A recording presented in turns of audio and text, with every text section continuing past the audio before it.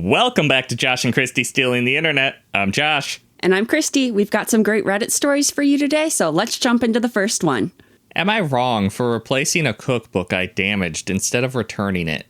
I feel like that's what you're supposed to do. Like, that is the proper etiquette. You've lent me something. I ruined it. I will buy you a new one to replace it. I feel like that's the proper etiquette. But also, is it like a sentimental item?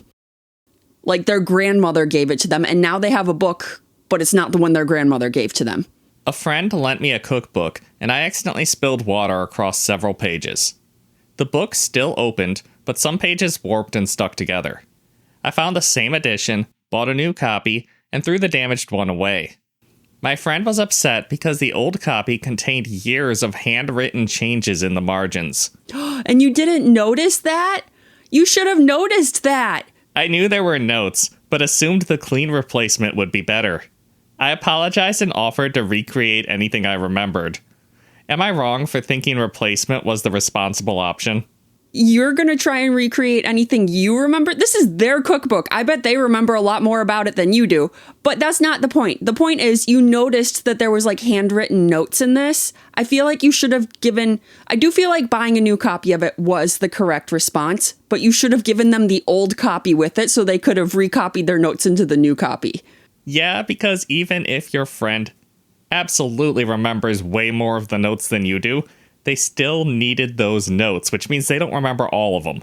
Like, I don't remember if this needed a tablespoon or a teaspoon. I changed something in this recipe, but I don't remember quite what. Yeah, like, I might remember that I add pepper to this now. I sure don't remember the quantity. And I feel like this should have been so obvious to OP. Like, this is a book that they love and use a lot. It's got handwritten notes and annotations in it. You cannot just throw away those annotations. The bravery it takes to loan out a cookbook that has handwritten notes in it. I will take a photo of the recipe you need. That is a good point. And that's like, I will not loan out special books. You know, like if there's something special about it, I'm like, no, if this gets damaged, I will cry. I'm not lending it to anyone. I don't know if that makes me greedy, but I don't care. Well, it's just that cookbooks are such an easy one to be like, hey, I photocopied the recipe for you. You don't need the whole book. What are you doing where you need to sort through the whole book? If you need the whole book, go buy your own. Top comment, I think giving her both would have been the best course of action. Of course she'd want to salvage all the notes from the old book. Somebody replied, yep, I'd be super pissed, especially since OP acknowledges that they knew there were notes in the book. Thoughtless and inconsiderate, and OP is totally the asshole. And this friend will never lend OP anything ever again because they have shown that they are thoughtless and inconsiderate. Somebody else commented, give her both. Also, unless the book was like submerged in water, the rippled pages likely could be flattened with pressure. Like pressing the book closed and flat with other books or whatever piled on top for a week or so. Edit, sorry, forgot to mention books should be air dried prior to flattening. I have never been successful in returning a waterlogged book back to nice condition. Nice condition is maybe not the word I would use, but cookbooks usually have a little bit of like a wax coating on their pages because they know you're going to spill stuff on them. That is true. I say that, but the cookbook I inherited from my grandma absolutely has no protections on it, so maybe that's a recent addition. I'm going to call out my nephew. We were making cookies at my mom's house, and we were using my deceased grandmother's cookbook that she used when my mom was growing up. And my nephew's like, I'm going to crack an egg on my head to put it in the cookies. That's how he was going to crack the egg. Got egg all over the recipe for peanut butter cookies. That's just a risk you take when you're using grandma's cookbook instead of writing it down on a note card and pulling out the note card. At a certain point, grandma's cookbook has to become like a family heirloom that stays locked up in a cabinet unless you're leafing through it to find a recipe to write on a note card. And I mean, my mom was not too upset. You know, she was like, oh, you gotta be more careful, but she wasn't mad about it. But it's also like this cookbook is like 70 years old. It's not in pristine condition. It looks like somebody already spilled vanilla on that page. At least your grandma's cookbook has some recipes that you can still use. My grandma's old cookbook, I think it was written before they invented flavor. Like, we've tried a couple of the recipes, and it is like the blandest food I have ever eaten. Yeah, we don't use a whole lot of recipes from there, but we use the peanut butter cookie recipe so much that if you just like drop the book, it opens straight to the peanut butter cookie recipe. Well, that's because all the other pages are held together by egg. And now that one is too. But the point is that you cannot expect cookbooks to stay pristine. And I think it's very nice that you did replace the book that you damaged, but you should have given her the original as well. Somebody else comments, yes, you were wrong. You don't throw away someone's stuff without asking, especially if 99% of it is still usable. You threw away years of personal notes and thought a new book would be an adequate duplication? That's like someone throwing away your dresser and everything in it, then giving you an empty dresser like it's all good. And Reddit is pretty much fully on the same page here. You're in the wrong. You could have just given them the damaged notebook with the apology book. And I'm just thinking, that's so wasteful. Yeah, you damaged the book, but a lot of it is still usable. You could have kept the damaged copy, and then you would have had it when she got mad and wanted it back. But you just threw it away. Yeah, your heart was in the right place, but you done messed up here. My fiancé insists on riding in the cart at stores. This is from relationship advice. Sorry, does your fiancé fit in the cart? I don't fit in the cart anymore. Okay, I probably like the smaller stores like Target. I don't think I fit in the cart. The Costco cart, I think I could fit in. Is it in like the basket of the cart where you put all the groceries, or in the little kiddie seat with their legs through the holes? Oh, no. Okay, no. I don't think any adult fits in the kiddie seat with their legs through the holes. But you can fit in like the big basket area where you put all the groceries. That makes a lot more sense to me because I was just imagining you having just the smallest fiancé. My 32 male fiancé, 29 female, insists on riding in the cart at stores. Not all the time. In fact, it's rare. But every now and then, when she's tired or something, and I ask if she wants to go to the store with me, she'll say only if she can ride in the cart. At this point, I feel as if it's an easy way of saying she doesn't want to go, because I feel uncomfortable being seen pushing my 29-year-old fiancé around in a cart in a public space. I think you're right on the money there, bro. She's using it as an excuse to not have to go to the store. Pretty sure my wife has used that same excuse when she's tired. I don't ask to ride in the cart. I just say I'm tired and I don't want to walk through a store. I don't know. I feel like once or twice you've been like, I'm only going if I can ride in the cart because I don't want to walk. I've never said that. You have to carry me like a princess the whole time. I might have said that. But she's dead serious and thinks I care what everyone thinks about me and that it's okay to be silly sometimes. I can be silly and goofy at times, but typically in private. Sorry, I'm with OP on not wanting to push my fiancé in a cart, but why is your sense of whimsy limited to behind closed doors? What is the internet's opinion on this? Because I literally never see this whenever I go to the stores. I only see children riding in carts, and even that is uncommon. I'll add that she's pretty small, about 5 feet tall, and could easily fit in the cart. And I could easily push her, but it just seems like something that would be drawing unwanted attention. I don't know, guy. Sounds like you need to have the whimsy to push your fiancé in a cart. It might just be your I'm dating this person tax. I don't know. I feel like it's fun and whimsical if it like happens spur of the moment. But that is not the case. She's going into this like, I'm tired. Push me in the cart. That's not fun and whimsy. That's lazy. That's planned laziness. Has OP ever actually pushed her in the cart? Because it sounds like she's asked several times and OP always says no. I don't know, because it sounds like she asks kind of a lot, like somewhat frequently, enough that this is a problem.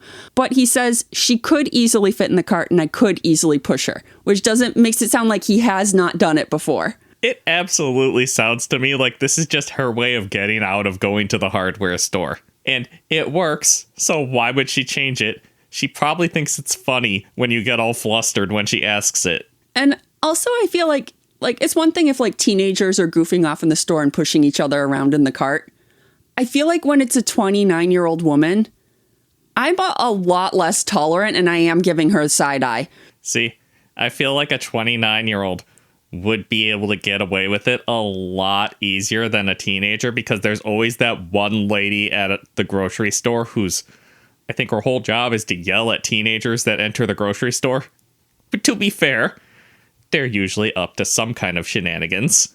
I feel so bad for the grocery stores in college towns because, like, yeah, we were pushing each other down the aisles in carts and riding the tiny kid bikes up and down the aisles and trying to ride on Sandy the pony at Meijer. Poor Sandy. She can't handle your weight. Are you calling me fat? I'm calling Sandy weak. She's old. I feel like she goes so much slower than she did when I was a kid. And I don't know if that's because she actually is like 20 years older now and is really old and breaking down, or if just I was a little kid and it felt like she was rocking really fast. Or just because the motor is straining under your adult weight. And not just when I ride it, which I have not done since college, thank you very much. I was thinking about when I put my 2-year-old nephew on it and I'm like, man, this thing is barely moving. She only costs a penny. What do you expect? A thrilling pony ride. But I don't know, OP. If you don't want to push her in the cart, that's fine. It really does sound to me like she's just using it as an excuse, but maybe once in a while you could give in and embrace your sense of whimsy, just so she doesn't think you're boring. It doesn't hurt to, humor your fiancé every now and then and be like, yeah, let's go get kicked out of Home Depot. Top comment. After the first time, this would get old very quickly. I'm with you. It just sounds to me like there was never a first time, which makes me think this is just her excuse to get out of things, just like when my wife uses this excuse. I'm tired. Can I stay in the car while you run into Menards and get stuff? I'm tired. Will you wear me around the store like a whimsical backpack? Just anything to get out of walking, Kristie. Walking is hard. I'm tired and lazy, apparently. Someone else says, one time is like, haha, we're so wacky and playful and in love, haha. We're like a scene in a rom-com movie montage. More than once is cringe, though. Also, don't they need groceries? You can't fit too many in when there's nearly a 30-year-old woman taking up 80% of the space. Someone replied to that, my dumb ass thought she was sitting in the seat putting her legs through the handle area like my 2-year-old. Your way makes way more sense. So you're not the only one to think that. Yeah, I was absolutely on the same page as that guy. I was like, she's either really squeezing in there or she is just tiny. I think I did see a video of like a teenager getting into that child seat and squeezing their legs through those little holes. And like, I think they needed to be cut out by the fire department. I think I've seen that video too. I've seen teenagers needing to be cut out of various things by the fire department, so I'm not 100% sure it's the same one. Like you see them on playground equipment too. Yeah, I'm thinking of that like the metal spiral with the pole up the middle, and some kid got in at the top and slid down, and now they can't get out. Oh, I was thinking of the swings that are for toddlers that have the leg slots. Those two. Pole with a spiral. Yeah, it's like a fireman's pole, but it's also got like a metal spiral around it so you can like climb up the spiral like steps. Oh, yeah. Forgot about that one. I think children get stuck in that a lot. Probably. It's like a shiny metal cage. Another comment. That would be a no for me. She's not a child. She can walk beside you or stay home. Being silly is fine. This isn't silly. It's ridiculous. Sounds like all of these Redditors are about as fun as OP. No whimsy at all on this website. It's only whimsical if it's spontaneous. So what you're saying is that fiancé needs to say, yes, I will go to the grocery store with you, and then jump into the cart with no warning. And not in like, I'm tired, lazy sort of way, but haha, this is so funny. I guess that's a solution then. It's not a solution for OP. Just, if his fiancé is listening to this, just randomly jump in the cart and then giggle until OP does what you want. One more comment. She sounds exhausting. I'm already so tired of her. Maybe my husband should push me in a cart. Well, I feel like that comment just proves it. This is a trend amongst fiancés and wives. They all secretly want to be pushed in the cart. Or openly, in fiancé's case. Honestly, it is better than walking. But, like, I know it is not socially acceptable, so I won't do it. Too much ladylike dignity. There are social rules you need to follow so people don't think you're weird and autistic, and so I'm going to try and follow them, okay? We live in a society. Hey, if you're enjoying this video so far, consider hitting that subscribe button. We really appreciate your support, and it lets us know to keep making fun videos for you guys. Am I the asshole for basically telling my boyfriend I told you so after he got himself fired from his job? I'm just thinking that when someone has been fired, it's not the time to kick them while they're down. But How much of a dumbass was he? Like, did you really tell him so and he went and did the dumbest thing possible and got fired? Because I might be mad at that too. Sorry if I'm all over the place. I can't think straight. My boyfriend worked remotely for a company who I won't disclose for privacy reasons. He would always complain about how his job didn't pay enough and how there wasn't much upward mobility. The only benefit his job had was being able to work anywhere in the country, the USA. And the coworkers were very sweet. I would tag along with him to his after-work functions, and I bonded with his coworkers over anime, lol. Unfortunately, there is no way possible for my job to be fully remote. I would love for a remote job, but it's just not possible right now. But I do make more money than my boyfriend does, and he definitely has more work-life balance than I do. I even told him that he should have taken advantage of the work-life balance because he didn't go out or travel as much unless it was something music-related. I mean, yeah, if you can work from anywhere in the country, that does make traveling a lot easier. He only began traveling recently, and I was happy for him until I found out that he was basically working 2 jobs at once, without informing his company. That's a breach of contract between him and his employer. Yeah, that is highly frowned upon and a fireable offense. So, for context, my boyfriend is also a musician, and he's been performing a ton with his band, who I will also not disclose for privacy reasons. He has actually been making a decent amount of money through the shows he plays, and his band has gotten some interesting offers like playing for festivals and opening for larger acts. I asked him if his company allowed him to work as a traveling musician while clocked into work. The obvious answer was no. They didn't allow that at all because they never knew he was doing that. So wait, is he doing these shows during the time he's supposed to be working his 9 to 5? Because I feel like most concerts are like in the evening, and if you're doing this after work, it's like a side gig, and your company has no say over what you're doing in your spare time after work. My assumption is that maybe he's traveling during work hours, and he can't work during the time. Okay, yeah, like if they're on tour, they're probably driving during the day, which is when he's supposed to be working. Yeah, because chances are, unless you're at like a weekday music festival, you're not playing during your 9 to 5. We got into a huge fight over this. I told him that he needs to get permission from his job before he decides to basically work 2 jobs at once. He didn't think it was a big deal as long as they didn't know. But what's worse is that I had no clue he was doing this for just under a year. This entire time, he's been risking his income in such a stupid way. I tried pleading with him, but he wasn't taking anything I said seriously. So I privately asked his coworker if she could talk some sense into him. Uh-oh, you're spilling his secrets to his coworkers and they're going to go tattle to the boss. She didn't care about what he was doing, but she must have mentioned this to other coworkers, and it resulted in him getting terminated. He lost his job, and now he's freaking out and blaming me for his own recklessness. But this is exactly what I warned him about. We got into another huge argument where he accused me of doing this on purpose, and I told him that if he would have just listened to what I told him first, then he would still be employed.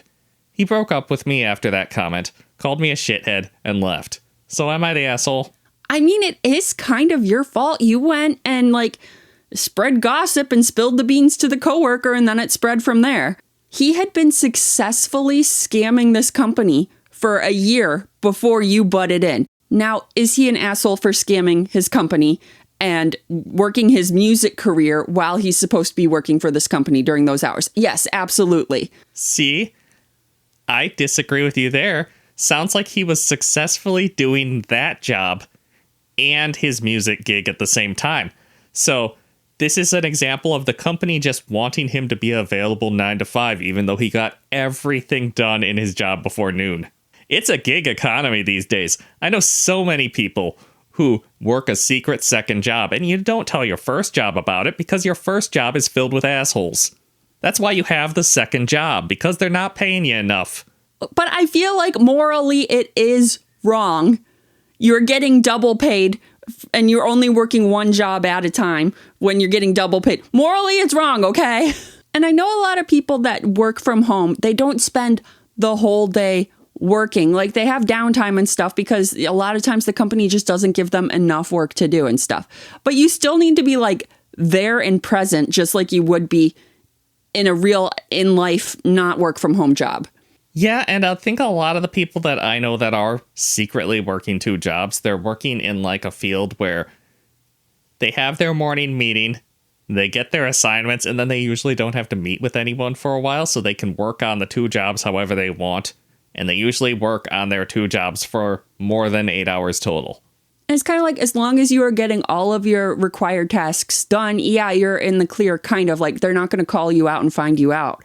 But you still probably shouldn't be doing it. Especially not if your girlfriend is going to narc on you. Yeah, you got to be sneaky about it if you are going to do it. And that's why I'm saying girlfriend ruined his sneaky little scam. It is entirely her fault. So I feel like she's kind of the asshole.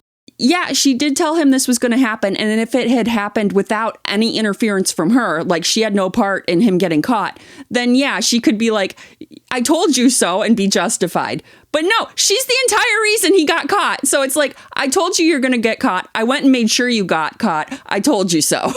Yeah, you can't just self-fulfill the prophecy. Top comment, he didn't get himself fired. You got him fired by telling someone in his company what was going on. I've worked many places that would happily turn a blind eye to a side gig so long as it wasn't with a competitor or something that would be actively damaging. They can only turn a blind eye if they have plausible deniability, which you took away. You're the asshole. Which I think is also a good point. Maybe they knew he was doing music stuff on the side, but as long as they can pretend not to know.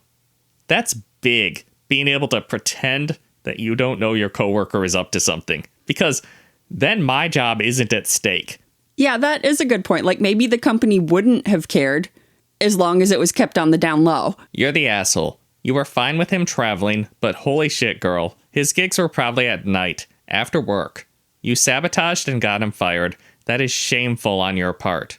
OP replied, for context, the gigs were at night, but he would travel while on the clock to the venues. Work from the venue for the end of his shift, clock out, and then perform. Okay. So he was doing this on the actual company's time, like the 8-hour shift that he was supposed to be working. I guess. Once you're working remote, and it sounds like he's got the type of job where he just needs to get his work done. I'm a big fan of rebelling against the 9-to-5 and just getting your work done and then going to the grocery store or whatever you need to do, so long as if they call you, you can pick up. Kristie needs to be more of a rebel. I don't want to get fired. No, the secret is you make double money in half the time, and then you only have to work 6 months out of the year because you got fired from both jobs halfway through. But then in 6 months, you got to find 2 new jobs, and that is the worst thing ever. I hate job searching. That's why I haven't done it in 15 years. Well, that and you like your job. And also, you work in a field where it's impossible for you to moonlight because you work in a laboratory. Ever since people started working from home more often, I keep having dreams where I'm trying to do my job from home, but I don't have a centrifuge. And I took pipettes and my samples home, and I'm in the bathroom trying to pipette my samples into my plate. And I'm like, okay, but how do I get this back to the lab, to the plate reader when I do go back into work? And it's very stressful. I do not have a home lab set up where I can work from home. That's about on the same level as me still having dreams sometimes where I can't remember which building my college class is in, and I have the final today. I have that dream a lot still, too. Another comment, you're the asshole. Why would you tell his coworker you basically got him fired? His company most likely wouldn't have found out, and music is his passion. Plus, he was making good money from the music. Why would you say anything?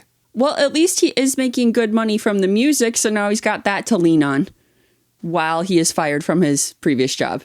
I don't know. I think good money from the music it's good money as a side gig. Yeah, I was thinking that too. It's probably not enough to support him financially. It's covering the gas to get them to the next gig. Hey, they are not losing money out on this tour. A few people are saying everyone sucks here, though. Okay. His stupid behavior led to his termination, but you set it in motion by telling his coworker.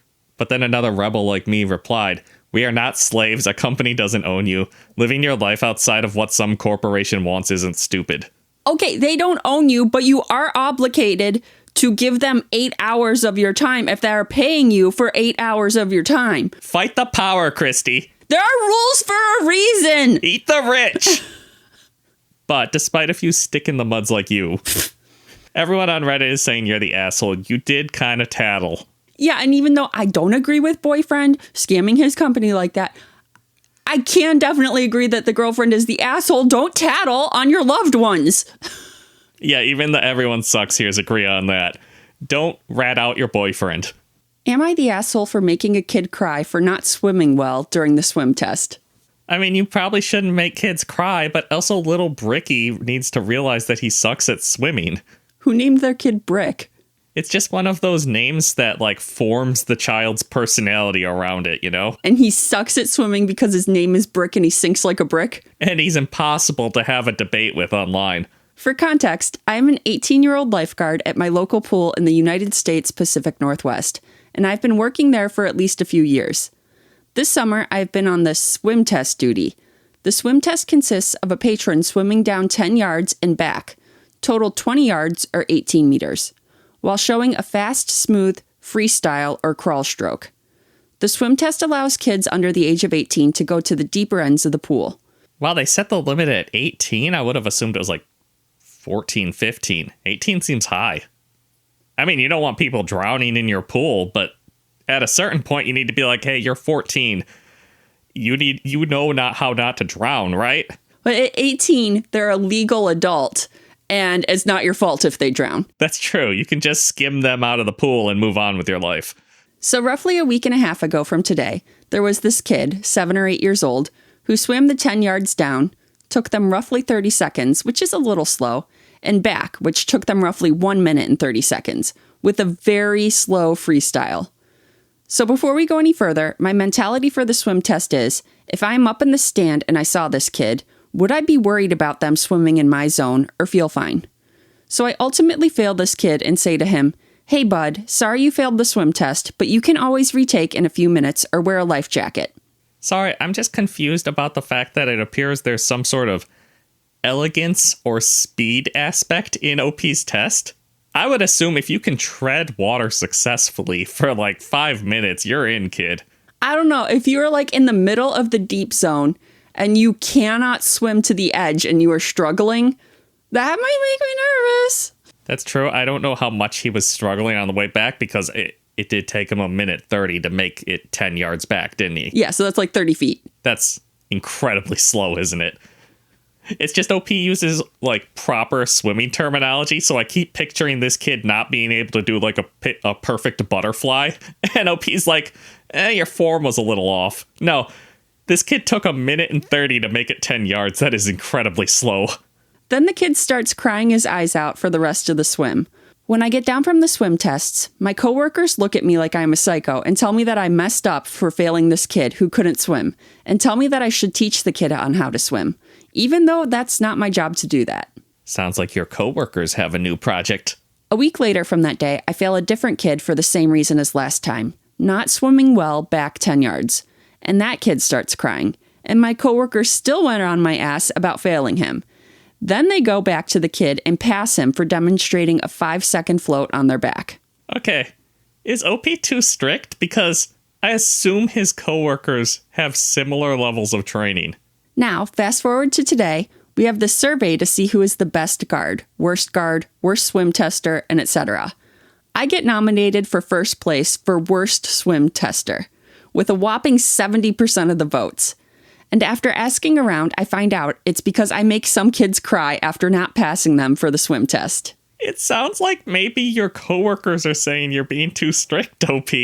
Even though, in the past, other people passed kids who were below the height limit to take the swim test. It also kind of sounds like there's a stick up your butt. You're 18, it's too early for that stick to be up there. Now everyone who I work with is now mocking me and telling me how cruel I am. So now I ask the question to you all. Am I the asshole? I don't know, OP. Like, if you were failing them for safety concerns, I can't call you an asshole. Obviously, you should not let kids into the deep end who can't swim. But also, if 70% of your coworkers are saying you're being too strict on these kids, maybe you should take the hint. Like, I know little Bricky just sinks to the bottom of the pool, but he walked out just fine. Okay, he does have an edit to answer some questions, but I want to get to some of the comments first. Top comment, NTA, people don't take drowning as seriously as they should. Okay, but I have to assume that your coworkers are also lifeguards, so they're being paid to take drowning seriously, and they've been trained to take drowning seriously? Another comment, NTA, A kid crying because they failed isn't proof you were wrong, it's proof the standards matter. You judged their swimming honestly and safely and told them kindly they could retry. Your coworkers passing kids on a 5-second float or below the height limit is the actual problem here, not your calls. Being unpopular for holding the line on pool safety doesn't make you the asshole. Why is there a height limit? I've never been to a pool that has a height limit. Just saying, I don't think height has anything to do with how well you can swim. Yeah, I don't know why there's a height limit for going into the deep end. That's the point of the deep end. Your feet can't touch over there. Doesn't matter what height you are, your feet aren't touching. Right. Maybe it's for the shallow end. You can come back and stand.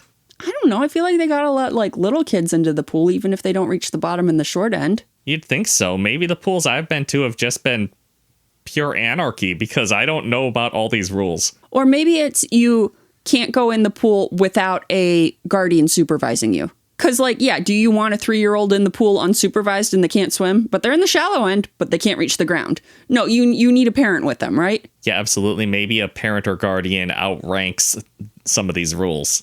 Another comment, I would change the wording. Don't say you failed. Say you're almost there, but you need some more practice before I can let you go in the deep end. And let them know how they can get better. Ask if you can talk with their grown-up if that's relevant and show them how to help. Counterpoint. Be even meaner and tell them that they suck. Be like a drill sergeant. Swim, Brick, swim! You do that stroke! Come on! 1, 2, 3, 4! Move those legs! It's definitely still going to make them cry, but maybe your coworkers will think you're less of an asshole and more of a comedian. Honestly, little Bricky cries at the drop of a hat, so he's not really a good metric. And a lot of people are asking, info, what is the actual passing criteria for the test? And this is what OP's edit is about. For clarification, the certain parameters needed to pass-fail the swim test are as follows. 1. Demonstrate a continuous crawl stroke or freestyle down and back 20 yards in total.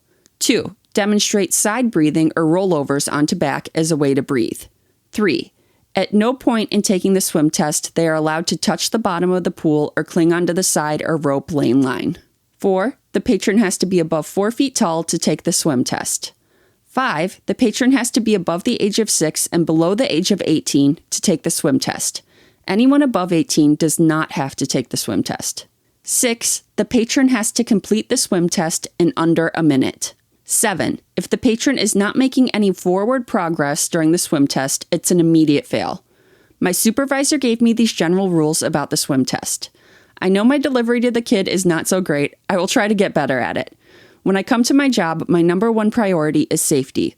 Lifeguards are the first line of defense at the pool, and it's my job to ensure the safety of everyone. Honestly, that doesn't sound like a very hard test. But under the rules of this test, that kid did fail. They need to do the 10 yards down and 10 yards back in under a minute, and it took them 2 minutes. 2 minutes is so slow. My only thing about that test is that you have to demonstrate proper side breathing while you're doing your crawl or freestyle.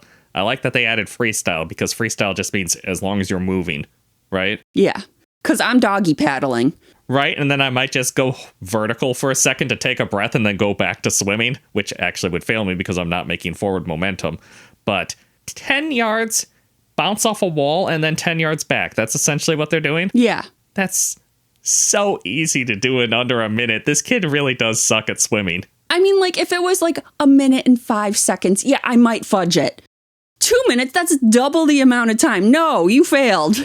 Yeah, now that I know the metrics Little Brick had to live up to, I feel like he needs to work on his swimming a little bit. He probably should have been failed.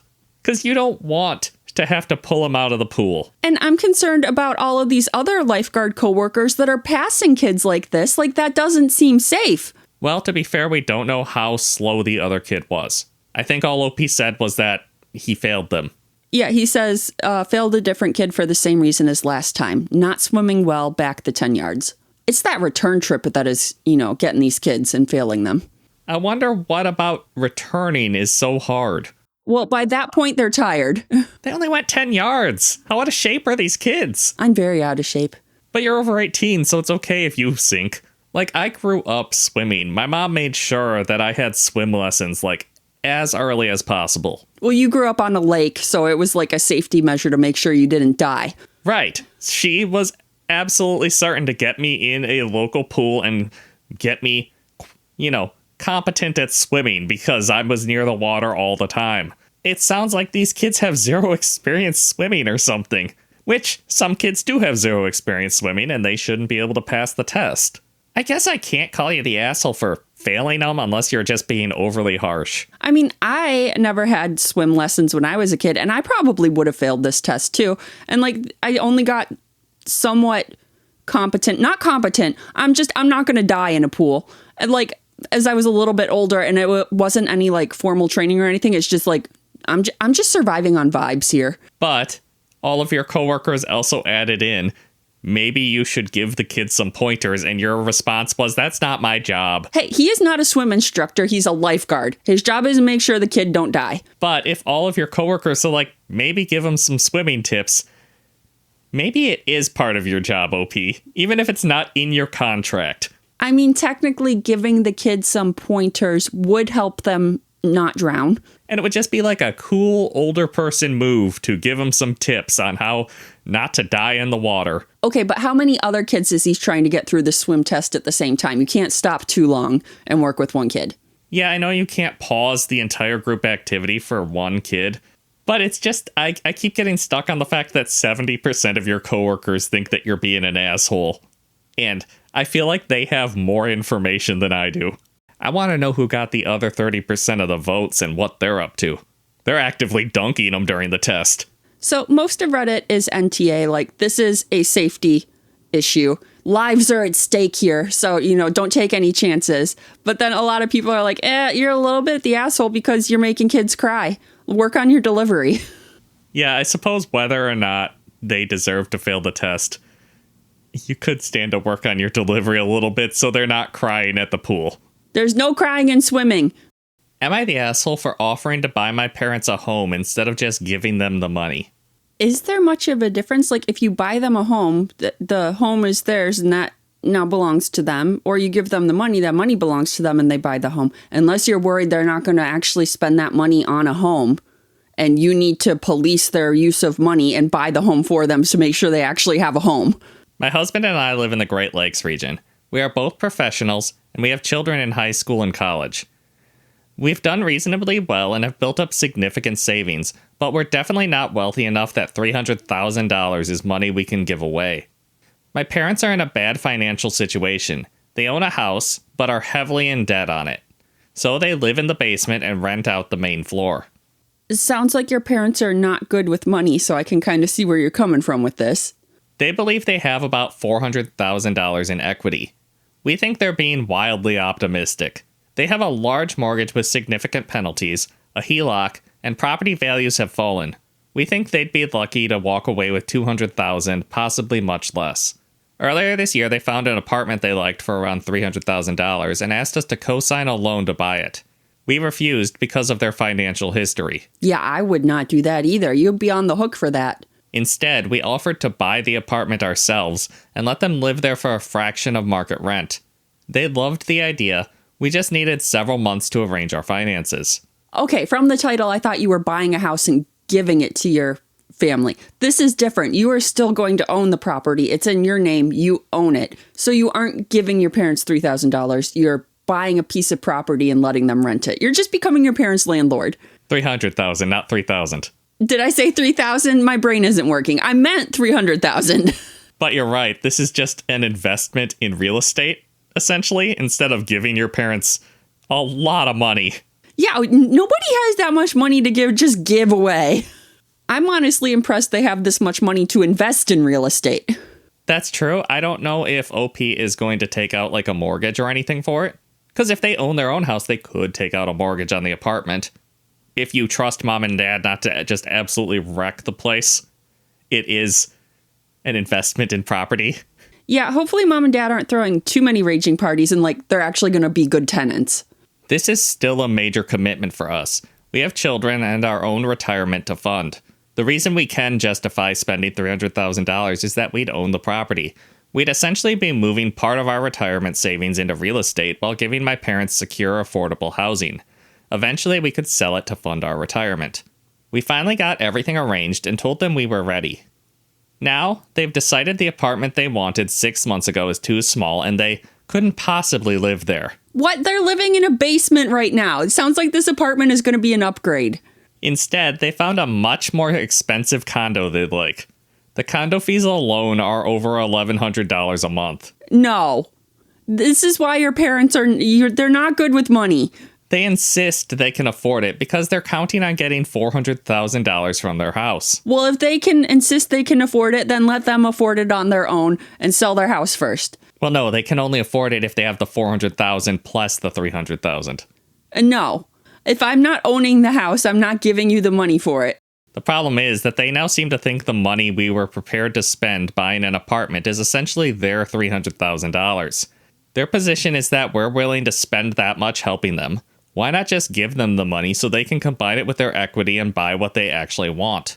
I can see how our position might be controlling. We'll spend $300,000 helping you, but only if we own the property. That's not controlling. That's just being smart with your investments. That's just not having a spare $300,000. Gotta admit, I also don't have a spare $300,000. Call me poor if you want. You're so selfish for not giving them the $300,000 that you don't actually have to spend on them. But to us, there's an enormous difference between investing $300,000 in an asset we own and simply giving away $300,000 of our family's savings. Our offer still stands. We'll buy a reasonable apartment around the original price, own it, and let them live there very cheaply.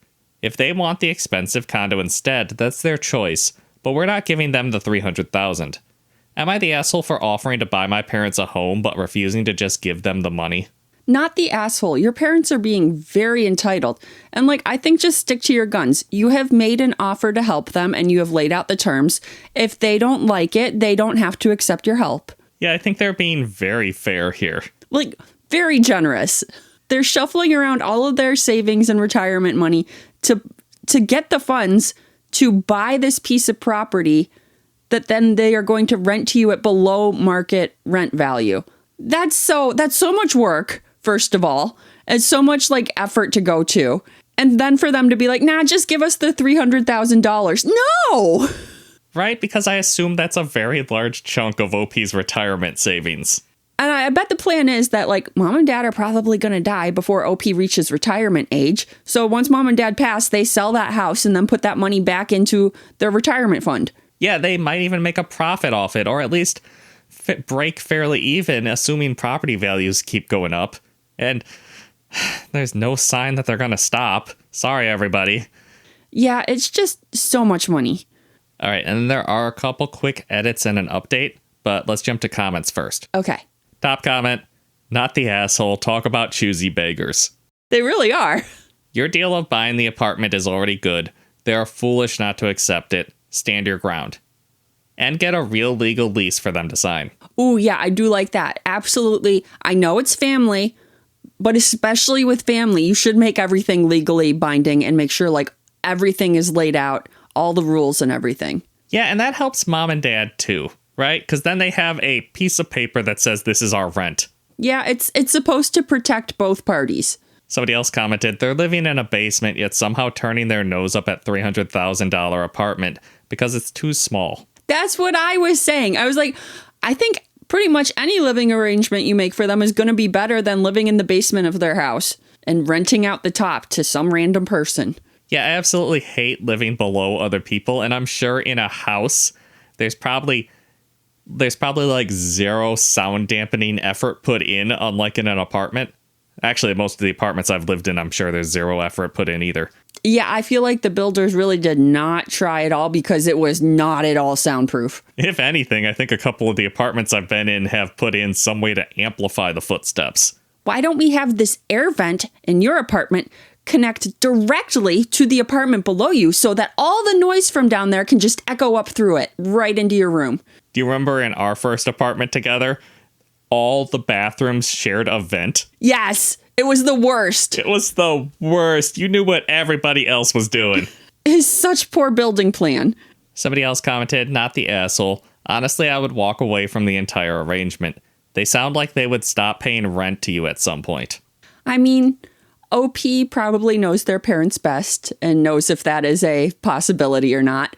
And I mean, she is willing to, buy an apartment and rent to them. I guess she's willing to take that risk. Yeah, I'm assuming OP knows whether or not they'll stop paying rent and has already accepted that fact one way or the other. But still, that would suck, which is part of why making sure things are written down on paper is good. Yeah, it is just good to have things in writing, but you really do hope you don't gotta sue your parents. All right, let's jump over to the edits. Edit 1, I want to emphasize that our real fear is that Mom will spend another winter living in the basement. It is horrible. Also, they could very well end up homeless. We can't let that happen. Well, it sounds like you're not letting that happen. You are willing to buy a $300,000 apartment and let them live in it. If they don't want to do that, that's on them. That's their fault they're homeless then. Edit 2, we understand that they will probably be terrible at paying rent. We are basically going to ask for enough to cover condo fees and taxes, and even that might be a challenge. Financially, this is a terrible plan, but the alternative is Mom spending another winter in the basement apartment, which we feel terrible about. So, not the best heated basement. Sounds like no. But at least it is like an apartment in the basement, she said. So it's got like the basic amenities probably. I mean, I'm sure it at least has a bathroom and stuff, but that doesn't make it any warmer when you're below ground level. All right, then let's jump over to the update. This is blowing up a little bit more than I expected. So I showed this to my partner, and then we sat down with ChatGPT and came up with a financial plan for ourselves to retire comfortably in 5 years. We are in our early 50s. We will take this to a financial advisor and make it happen. Still going to have to keep a reserve to deal with the parents to keep them from being homeless when their financial decisions catch up with them. But yeah, if they want to just throw away my money, then forget it. I can retire early and in comfort instead. Edit, to be clear, ChatGPT was just giving us ideas in a timeline of what to do. We do not trust it fully, or even very much. We will be taking the plan to an advisor to actually figure out what we are going to do. Okay, I was going to say, I was like, ooh, I don't know if I trust ChatGPT to plan my retirement. And so good that they don't. But I'm also sure that when they bring this into their financial advisor and we were like, hey, we had ChatGPT help us with this, he's going to roll his eyes at them. I assume that these days that's just part of the job. It certainly was in advertising. I have never used ChatGPT. Never? Never. Not even just like an idle question. That's impressive. No, I mean, like, I'll Google stuff and Google will give me an AI response sometimes. I'm like, get that crap out of here. But no, I've never, like, do I need an app or do I just go to a website? I don't even know. I mean, I think both work. They have a website and they have an app. Personally, I don't think you're missing out on anything. It's not as good as everybody wants it to be and is acting like it is, at least in my opinion. It gets you to, like, slightly below average, and if you're just a complete amateur, you think that's really good. I was like, I can't even think of a situation in my life where I'd want to use ChatGPT. Yeah, I mean, it's just taken a weird turn, AI is in general, but good on OP for not throwing away that $300,000. Oh yeah, we got off topic again. We're talking about money, not AI. And also good on OP for worrying about their own retirement plan. Hopefully Mom and Dad see the light and settle on the smaller apartment. Am I the asshole for Googling myself to show someone my portfolio? I mean, you should be allowed to Google yourself, but do you not know your own website? I'm 23 male. I'm not sure if I'm the asshole here, but I got accused of flexing on some of my classmates yesterday, so I wanted to ask here. I'm an independent videographer and have my own side business. It isn't huge or anything, but I make a decent amount of money. Enough that I can live in a single-bed studio apartment and eat more than instant noodles alongside my student loans. I mean, at 23, while attending college, that's an achievement. I'm in college for film, and recently, one of my classmates, 20 male, Steve, who is looking to get into videography outside of classes, started asking me if I had a portfolio, how it worked being independent, and what it looked like. I don't know Steve outside of a bit of small talk about sports, so we didn't have each other on socials. A few of his friends in our class, 20 female, 24 male, and 23 female, were surprised I had my own business and was an independent videographer and asked to see my stuff. I could have pulled up my Instagram or something, but I was already on the computer and instead Googled my business name and the name of where we lived, and it came up. Like a Google Maps listing or your website? I pulled up my website from there and let them go through it and have a look. Why did you Google it? Just type in your web domain. Okay, but not everyone has like a very short, easy web domain. They should. How bad is his web domain that he can't remember it? One of them said it was cool that I could Google myself, and Steve said it was probably because I had Googled myself before, and that's why it came up now. 23 Female tried Googling me on her phone and showed him my website came up. I feel like the point of this story is not supposed to be OP Googled themselves instead of typing it into the web bar. I don't understand your branding, OP. If you type JK Stealing the Internet into the search bar, it takes you to our website. There's nothing on it. There's an under construction sign right now, but it takes you there. I didn't think anything of it, but 23 Female showed me some texts that she'd gotten from Steve saying it was weird of me to flex on them by Googling myself instead of being more normal and just showing them my Facebook or Instagram. She reassured me she didn't think I was flexing, but a few people since then have said that Steve and some of his friends felt like I was bragging. Am I the asshole? I wasn't thinking when I looked myself up. I was in the middle of working on a project, but I could have just showed them my phone or something instead. And then he does. Apparently a lot of people must have thought the same thing as you, because he does have an edit to clarify. The actual name of the website is long. It's a freeform platform, so it's name videography place at name of host site. Typing in name videography place just felt faster at the time, which is why I didn't just type in the link directly. Okay, that's a little better. I assumed since OP was actually making money at this, they actually bought a domain and were spending some money on hosting a website, not that they were using AngelFire. Is AngelFire still around? I don't think it is. I don't know. But I don't know. Normally when people Google themselves, it is absolutely to flex. Is it? Yes, it absolutely is. Because look, I'm the top result for when you type in my name. Maybe I just don't think it's a flex because when you type in my name, like my maiden name, is so unique that I'm the only person with that name. I think there's one other person in the world with my name.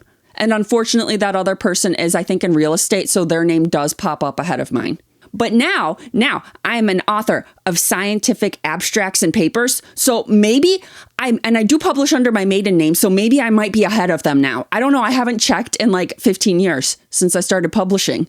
See, that's the feeling right there. Like, am I the best Josh? Yeah, okay, I can kind of see that being a flex. But it's not just that he Googled his name. He Googled his name and videography company name. Of course you're going to be the first result. Nobody else has that. Yeah, absolutely. I think in this instance, OP is not being the asshole. I don't think they were flexing. I think they were just trying to navigate there quickly. I believe OP on that fact. I fully understand that was the fastest way for OP to get there, and I'm saying you're not the asshole, but I also understand your friend being like, look at that flexing bastard. But I feel like friend is just a little bit jealous. And if you had pulled up your Instagram or something, you'd have been like, you're showing off how many followers you have. Look at you, show off, flexing on us. But it's just such a joy when you're the top result, though. It's just like that pure, I am the best version of me. Like if you type Josh and Kristie into Google right now and you spell your name correctly, we are the top result. If you don't spell my name correctly, there is another pair of Josh and Kristies that are a little more famous than us. They are. They are. They also have a podcast, and I think they sell stuff on TikTok, and yeah, they're slightly above us still, but I'm going to pass them. And then I'm going to flex my Google search results. I'm going to be able to misspell both of our names, and we'll be at the top. But I just feel like combining his name with the videography company name makes it not a flex because, of course, that's going to be the only result that shows up. I mean, I guess it does show up on Google. That's something, but... Yeah, and I guess you could send them your Instagram handle. Maybe you should send them your Instagram handle. It's better marketing for your business. But I'm going with not the asshole here. Top comment, Steve is an insecure idiot. NTA. Someone replied, bitter too, because he doesn't have a professional setup yet. And I do feel like it is just jealousy that he is not as professionally advanced as you are yet. That's true. Steve needs to get into that search engine optimization game. But someone agrees with me. It's cracking me up that he sees Googling yourself as a flex. Meanwhile, the combo of my first and last name is uncommon enough that for a while I was way too Googleable in a bad way. And I guess you probably don't have that problem now that you have my last name, which is way more common than your maiden name. Because there's a lot of other Joshes with my name. I know that because they all use my email address. Yeah, you got lucky and got the email address of just your first and last name. Yeah, I got into Gmail early. Like back when it was invite only, and I got that coveted email address. Someone else says, LOL at having a website on the internet being a flex. You know, when you're just starting out, though, that is kind of a flex. Like, wow, you actually have a little bit of your life together. College Josh would have been so impressed. Someone else says, you had to Google your own website. Might be time to choose a more memorable URL. OP replied, that's true. I just found it faster to search it that way, but honestly, I need to upgrade my website anyway. Yeah, OP, I know you're a college student, so money is tight. It's tight for every college student, but if you are making money at the job, it probably wouldn't be the worst investment to buy a real website. Still, though, I don't think that would be a flex either. Now, if you pulled out like a business card and smugly handed it to him, maybe you're turning into asshole territory. Which I say go for. That's just good marketing for your business. You gotta look confident, and that means being an asshole. I feel like that's you trying to flex, but it's not necessarily a flex. Like, anybody can make business cards. But most people don't. So they're still kind of a flex. We need business cards. Do we, though? I want business cards. What's your job title? High Lord of the Internet. Okay, that's a cool title. Took you a long time to reply to that one. Just processing it. Googling yourself and the name of your town is not a flex, and you didn't do it with the intention of flexing. Imagine searching your handle on Instagram and being surprised that something came up. Or opening the phone book to A and being like, whoa, John Andrews, there you are. Are you famous? No, sorry. No way John Andrews is on the first page of the phone book. He's like page 8. It's Aaron Aronson. If they are jealous of that, they can buy a domain, make a website, and Google themselves all day. If I Google the name of my accountant is going to come up. Hell, if I Google the name of literally anyone, their Instagram, LinkedIn, or Facebook will be among the first results, even if they have no interest in being discovered online. Sorry, as a side note, do you think Aaron Aronson absolutely carries a phone book around with him and be like, look at who's number one in the phone book? I'm the top of the rankings. I mean, maybe back in the day when phone books are a thing. Can you even get phone books anymore? I feel like if my name is Aaron Aronson, I might get a phone book printed.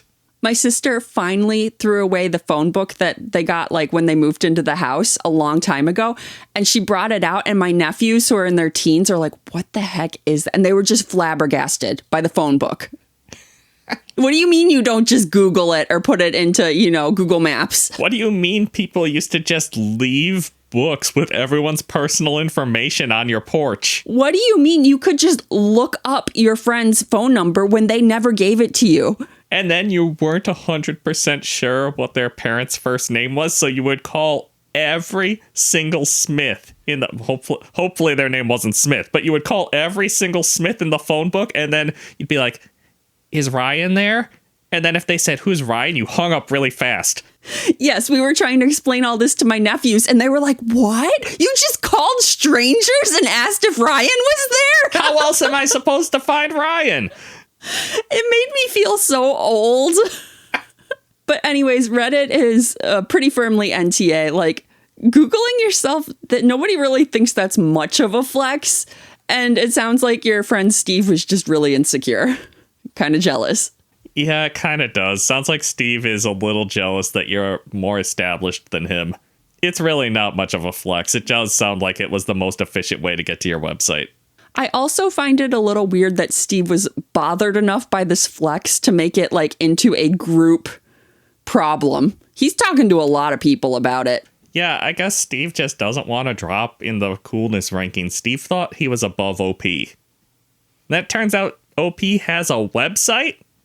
That's badass. JKstealingtheinternet.com. There's nothing there. It's an under construction sign. It's been an under construction sign for like 4 months. I really need to get on that. Am I the asshole for refusing to help set up my friend's wedding after he lied about the start time? I'm not sure I fully get this one. Like, are you chronically late? Is that why he had to tell you the wrong start time to make sure you're there on time? I mean, that's a little offensive, but I mean, kind of valid. My male friend, I'm male too, invited me to his wedding and told me to be there at 10 a.m. I turned up with my wife around 9:45 a.m. The wedding was actually at midday. He deliberately got me there 2 hours early so he could rope me into putting up gazebos, dragging tables out, and carrying loads of equipment up a steep hill. Wait, without even asking you if you would do this? Just, well, you're here early, because just go ahead and get started. Yeah, as long as you're here. No! I turned up dressed smart, ready for a wedding. He basically said he picked me because I'm strong and do DIY for a living. No, I am all in my pretty clothes. I look very nice. This is the nicest I've looked in a long time. I'm not getting all hot and sweaty before everybody else shows up and sees how nice I look. I'm not the best man. I'm not even one of his 6 ushers. None of which were there yet because they were getting ready. He had about 100 guests he could have asked. I wasn't even invited on the stag. He could easily have sorted the setup the day before or hired people. Yeah, your friend is just using you, like blatantly. You're not even being subtle about it. Yeah, but OP is just like leaning around for 2 hours. He might as well carry this table up the hill. It feels like one of those situations where he's going to be like, well, if I knew you wouldn't help me, I wouldn't have invited you. Anyway, I said no, definitely not. I've actually had some neck and back troubles recently, and I was already dressed for the wedding. I also didn't want to leave my wife sat on her own for hours while I did construction jobs. I said he should have asked in advance, and I could have said no so he could make other plans rather than tricking me. You cannot ask someone for a favor without asking them ahead of time, right? That's basic manners 101. I might have even said yes, but the second I'm in my best suit?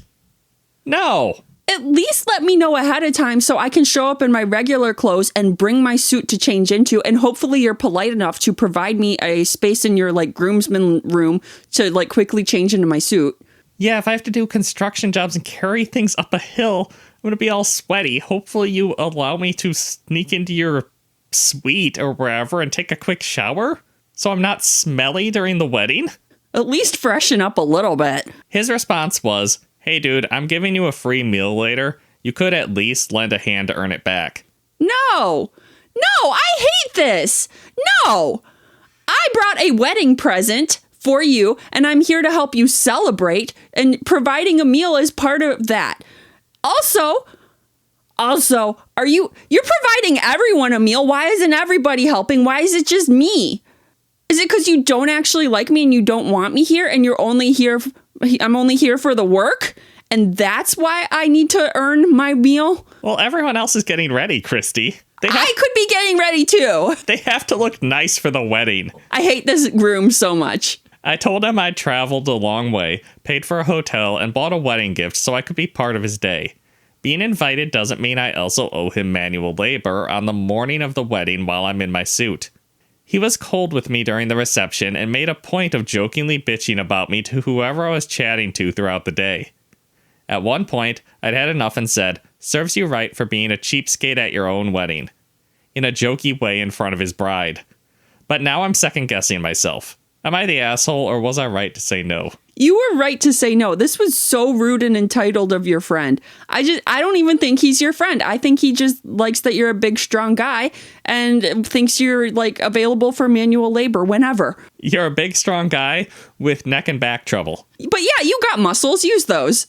Put those to work. What else are you here for? I'm feeding you after. What more do you want? You're also feeding the DJ. Probably. And paying the DJ too. Or are you going to pay me to help you set up? Even then, I'm not doing it. I did not agree to this. You didn't hire me. Because, yeah, assuming my back and neck don't hurt. If I'm willing to drive out to your wedding, chances are, if you asked nicely, I would happily carry a few tables for you. But I'm not setting up entire gazebos by myself. I sure hope they didn't mean build the gazebo. I think they mean hang stuff on the gazebo to make it look nice. No, it's wedding's in 2 hours. Chop, chop, lay that foundation.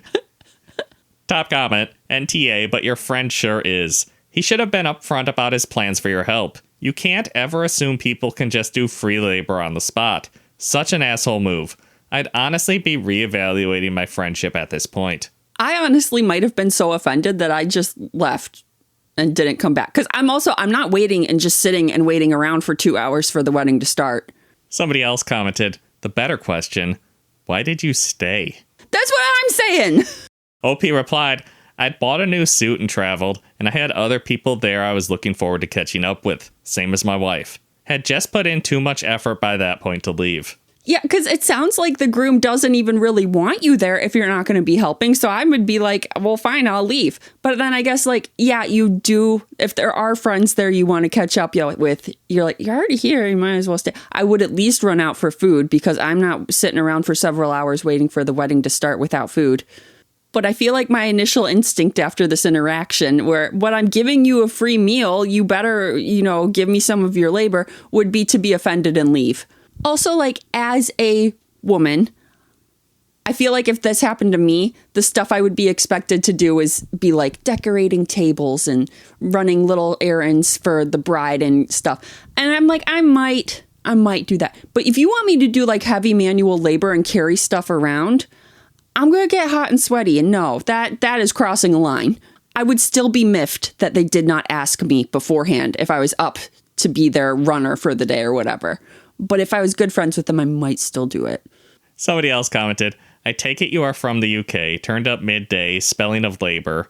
Is it normal there to not receive a formal invitation via the mail with the date and time of ceremony on it? Being in the States, I wouldn't even show up to a wedding unless I received a formal invitation. OP replied, I had an email with a save the date and then a later email telling me when to turn up. It was all quite casual now that I think about it, but I didn't think twice at the time. It makes me wonder how far ahead he planned to do this and if everyone else had a paper invite.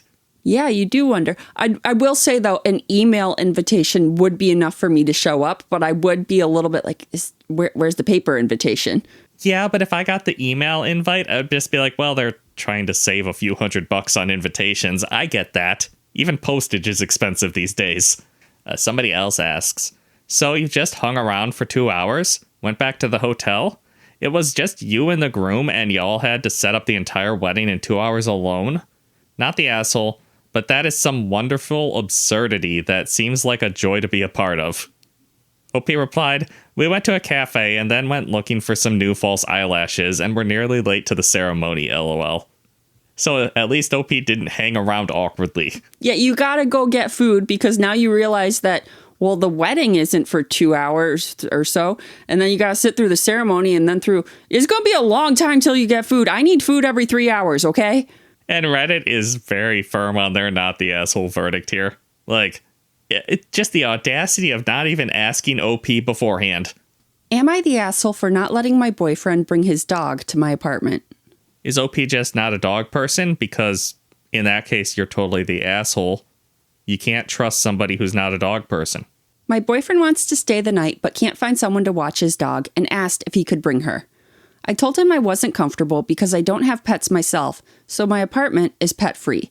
As in, they aren't expecting pets in my apartment, and my lease doesn't permit guest animals. So OP is a bit of a stickler for the rules. I asked if I could stay with him, but he said that his apartment doesn't allow guests without prior approval, and he doesn't want to violate his lease. Does he live with his grandmother? What kind of apartment is that? I don't know, but sounds like he is also a bit of a stickler for the rules. But those are weird rules. Does he live in a 1920s boarding house for young men? I can't imagine agreeing to live in an apartment where they're like, no guests. Okay, well, then no tenant. I feel like this is a fair concern on my part because I don't want to be evicted for his dog. I offered to pay for her to be boarded for the night, but he said it was fine for him to bring her as he could sneak her in, and he did that at his own apartment before registering her. Sorry, I can't even imagine offering to pay to have the dog boarded for the night. That's expensive. This is... What's a polite way to ask how good is the D? I don't think there is one, but I was wondering that too. Because No, it's his dog, and she's offering to pay to board it. No, that's his problem to figure out. I told him that was okay for him, but I'm not comfortable sneaking her in my apartment. The only way he could bring her is if I paid the pet fees and then paid pet rent each month, which I don't think is reasonable. Am I being ridiculous? I think this is an everyone sucks here. Why are you both so scared of breaking the rules on your own lease, but not on the other person's lease? And where does this man live? Right? I was like, okay, you're both being like, well, I want to break the rules on your lease, but not mine, to each other, which is weird. Like, you're not seeing it from the other person's perspective, I guess. Like, it seems hypocritical of both of you. But what weird ass rules does his apartment have? Is he making, the only thing I can think of is that he's making it up. Or he lives in a military barracks? I'm so curious about that one aspect. Like, he's an adult. He's not living in like a college dormitory. And even then, you can check your guests in. It just sounds like an excuse for him to not have her over because he's hiding something over there. Or maybe they live in a different country where rules like this are still around. I mean, I guess technically a landlord can put whatever the hell they want in a lease. But the other thing is, he's not allowed guests over without prior authorization. Get the prior authorization. Tell them I'm coming. Get the okay. Yeah, put her on the guest list. I'm trying to think, like, even some of the apartments where you have to have your guests registered. Usually if they're walking in with you, you don't have to register the guest. That's just to prevent random people from walking in off the street. Top comment, NTA. So he doesn't want to risk his lease by bringing you over, but he is happy for you to risk yours? OP replied, I agree. I told him I felt this was a double standard and asked if he could just speak with his leasing office to get approval for me as a guest, because it would mitigate the issue entirely. But some people agree with me, someone replied. There's no lease that prevents guests for a single night. He's full of it. Someone else said, yep, he either has a living girlfriend or wife. He wants to move into OP's apartment. I didn't even think about a girlfriend at the apartment. That's a possibility, isn't it? But I might have to withdraw my everyone sucks here because OP isn't saying, hey, sneak me in. OP is saying, hey, put me on the guest list. Yeah, and OP is saying, hey, I will pay to board your dog. OP is trying to come up with all these solutions. And he's like, no, just let me sneak my dog in and break the rules and get you evicted. Yeah, I think I gotta go not the asshole here. I was even thinking about saying OP is the asshole for not just smuggling the dog in for a night. Damn the consequences. I'm sure your landlord is not gonna catch you with the dog. But he's just being so unreasonable about this whole situation that no, you're not the asshole here. I feel like OP must really like this boy. She really offered a lot of solutions for this. At a certain point, I'm just going to be like, well, you're not trying very hard to come over, so no, I'm not in the mood for you to visit anymore. Another comment, don't offer to pay for others' responsibility. It's his dog. He needs to have a plan. This seems really one-sided with the risk. His apartment won't let him have guests. Does he rent a room at someone's house? Seems odd that they would let him have a dog, but not a girlfriend spend the night. Oh, but he's happy for you to take the risk. How noble of him. I'm sure he'll pay the difference if they add a pet fee to your rent. OP replied, no, you're right. I offered because I wanted to make it easier on him, but she's not my dog. I shouldn't need to do that. It does seem weird. Something doesn't quite add up. It also does genuinely hurt my feelings that he's so serious about his lease, but doesn't give an F about mine, because what does that mean about how he really thinks of me? I'm going to be doing some reflecting because I think I might just need to call the relationship here. Thank you. It does kind of poke a hole in the theory that there might be a girlfriend at his apartment, though, because she could watch the dog. Oh, yeah, that is a good point. I don't know, though, babe. Personally, I would totally smuggle you into my apartment. Oh, that's so sweet of you. Or let your dog come into my apartment. I don't care. I'm a rebel. Okay, and there is an update. So I talked in person with him yesterday and asked why I couldn't come over, and he kept trying to just change the subject or would just say, well, you know the guest rule. I told him it's not fair that he won't even try to make it so I could come over, and it feels like he's lying to me about something because why can't I know if we're together? He didn't have much of an answer for this. He just said he was sorry and that he didn't want to lose me. I told him that I didn't feel comfortable letting this relationship go any further because if he can't be direct with me now over something as minor as letting me come over to his place, that I don't feel good about what that could mean for the future. So we are now officially broken up. Just the fact that he was being so evasive when you tried to talk it out, it's probably for the best. Yeah, he was showing some red flags there, right? A lot of red flags. It sucks that your curiosity didn't get sated and you don't know what the red flags were hiding, but sometimes it's best just to see the red flags and leave without an explanation. But anyways, Reddit is firmly NTA and they think that boyfriend is super suspicious. So they all feel like it's kind of a good thing they broke it off. All right, that's our last story for this episode of Josh and Kristie Stealing the Internet. Thanks for watching. Hit that subscribe button and we'll see you next time.